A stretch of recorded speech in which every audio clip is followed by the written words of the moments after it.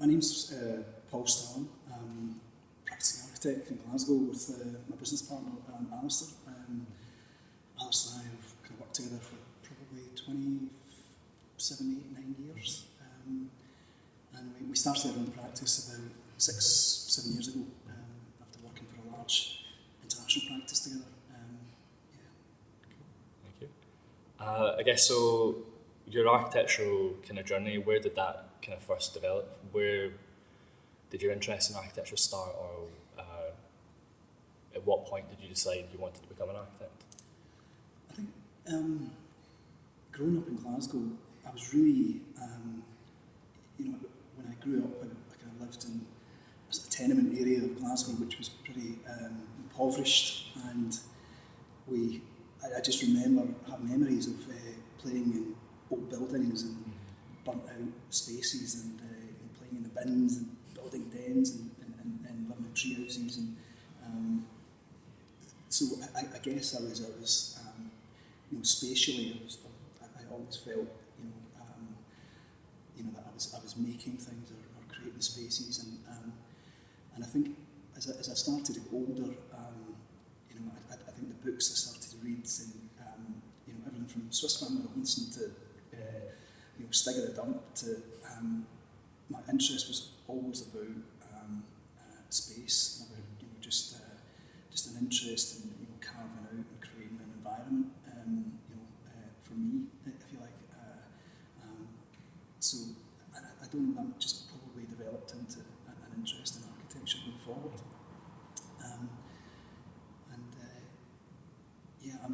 Always making things, and drawing. I think I went into architecture very young. I was 16 when I started university. I was desperate to get out of school and just motivated to succeed. My dad at the time wasn't very well. He was suffering from bad depression, and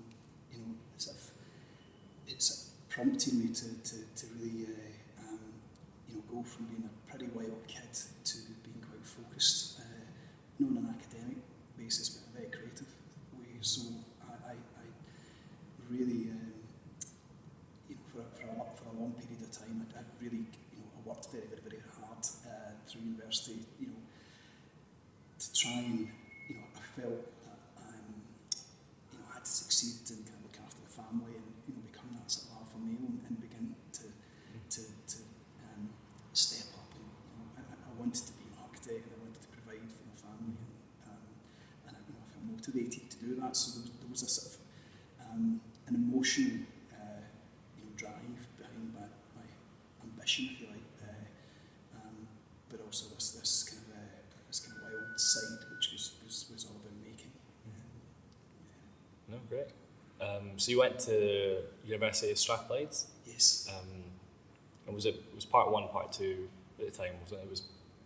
It was that system, was it, or was it something else? Yeah, no, we did 4 years of study and then a year out, but there was those key people that I met in the course of that journey, if you like, through education, that really kind of helped my career. I think there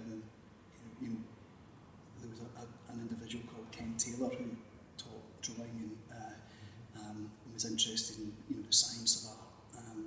There was another resident artist who taught experimental aesthetics. So I've quickly was attracted to the sort of the kind of art school component of architecture. Always I had a practice which involved painting. Again, I was making sculpture, and as well as developing a kind of architectural kind of interest in language, if you like. And it wasn't until final year, 5th year, when I met Gordon Benson, Professor Gordon Benson, that I really kind of began to kind of understand how I could employ architecture to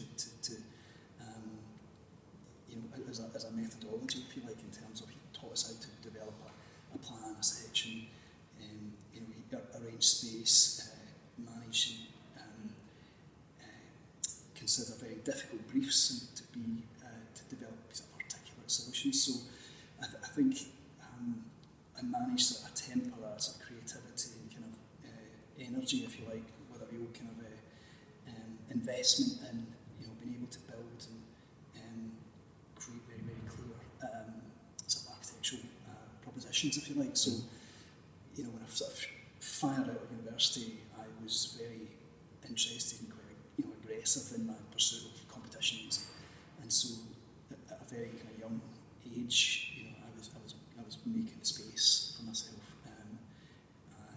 in securing and winning sort of small competitions and working stupid hours to try and establish myself in that space, if you like. Were you working for yourself at this time? Was this something you were doing outside of your full-time work as well? I had periods where I was unemployed. I mean, principally,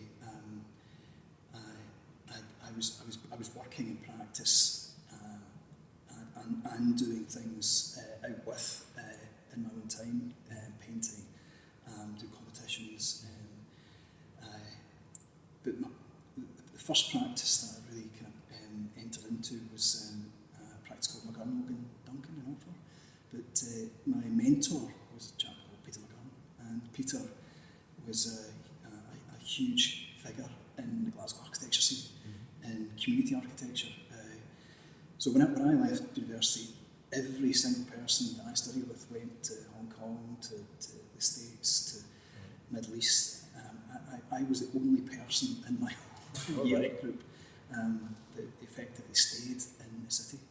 And I worked with Peter, and we worked, and I worked, probably for about 6-7 years with Peter, doing a lot of community architecture projects and sort of one-off sort of houses for quite wealthy people, but principally it was all working in a sort of the kind of peripheral estates in Glasgow, like Easter House, Drumchapel, and it was pretty rough and great fun, but hard.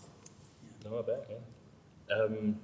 I guess what made you stay in Glasgow? Was it or what made all these other people move out of Glasgow? Were they from elsewhere, or was it an economic thing at the time, or was it just opportunities? I think it was an economic time, and when I graduated, there was a big downturn. Practices were laying off people.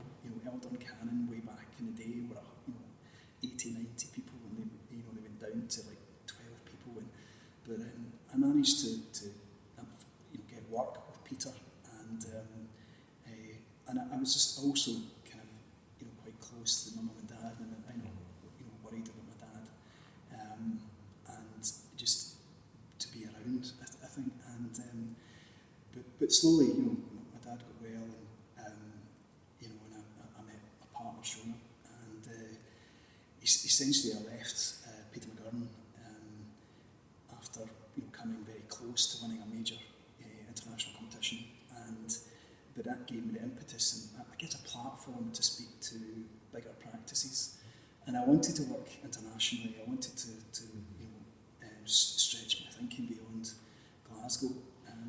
The idea of essentially being able to do European global work from a Glasgow base was attractive. I was really interested in that, and I joined RMGM essentially to run the Glasgow office. So I set up a studio for them in Glasgow.